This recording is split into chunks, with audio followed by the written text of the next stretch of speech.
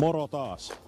Tervetuloa mukaan seuraamaan, miten tämä loppukausi on täällä Agrisimolassa mennyt. Ja tässä jaksossa on varmaan vähän läpikäyntiä, miten kausi on mennyt ja loppupuinnit ja syysmuokkaukset ja näin poispäin on mennyt. Niin. Ja varmaan vähän käydään vielä syysvilja peltoa ihmettelemässä ja tervetuloa mukaan!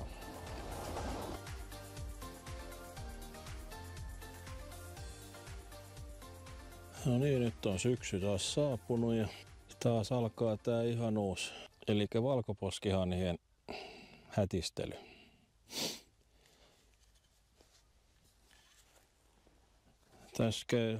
Tässä on meneillään kaasutykin asennus tai kytkeminen syysvehnäpellolle.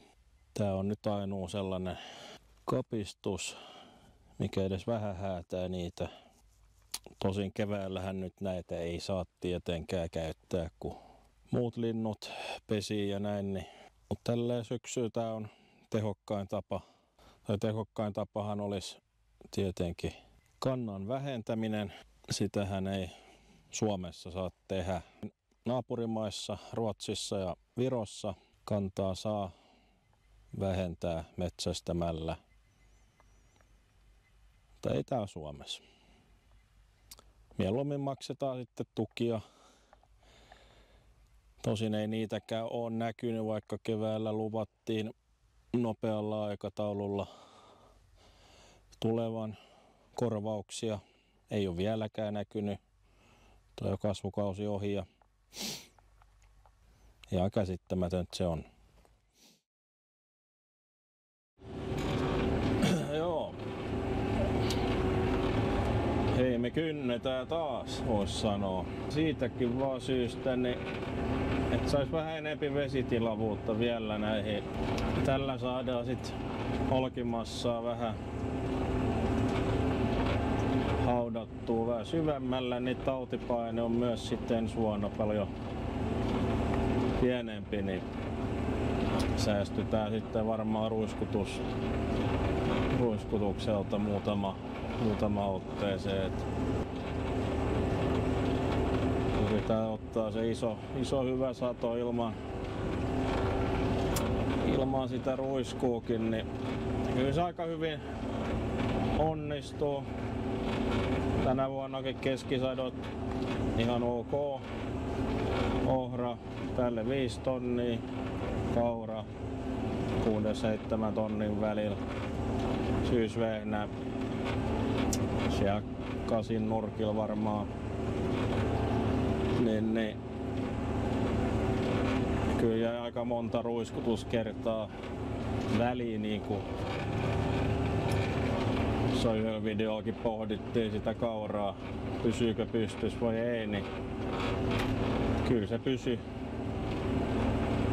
pystys. Päisteis nyt vähän missä oli tuplakylvyä, niin ei pysynyt, mut ja sielläkin oli yli 7 tonnia keskisato, niin kyllä kyntö on aina ollut tässä niinku mukana tässä maanviljelyssä, että eihän se ole hävinnyt mihinkään. Se on vaan vähentynyt viime vuosina ja tässä kun paljon lueskelee näitä juttuja ja maatalousjuttuja monesta eri paikkaa, niin Tanskassa oli vissi yksi iso tila, yli 1000 hehtaaria, niillä oli viljelyksessä ja ne oli ja pitkään harrastanut kevyt muokkausta kautta kultivointia, mutta olivat nyt tulleet siihen tulokseen sielläkin, että kyntöaurot palasivat pelloille. Ja vaan sen rikkapaineen takia jo juolavehnä. Eihän me kaikkeakaan nyt kynnetä, että sellainen 1/3 varmaan mikä näistä muokatuista tai viljapelloista nyt kynnetään.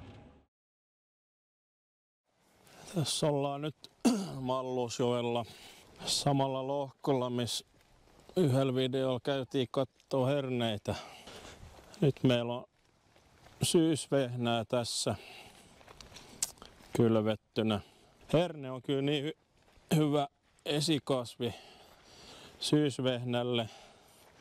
Syysvehnällä meillä on sellainen aika lailla 100, mitä kylvettiin. Nämä on kyllä parhaimmasta päästä nämä, mitkä on herneen jälkeen kylvetty, koska tästä on typpeä irronnut aika nopeasti tämän vehnän käyttöön. Rikat täällä on ajettu.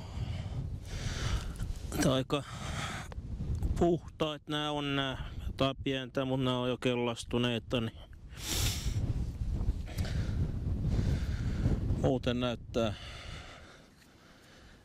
ihan jees tää.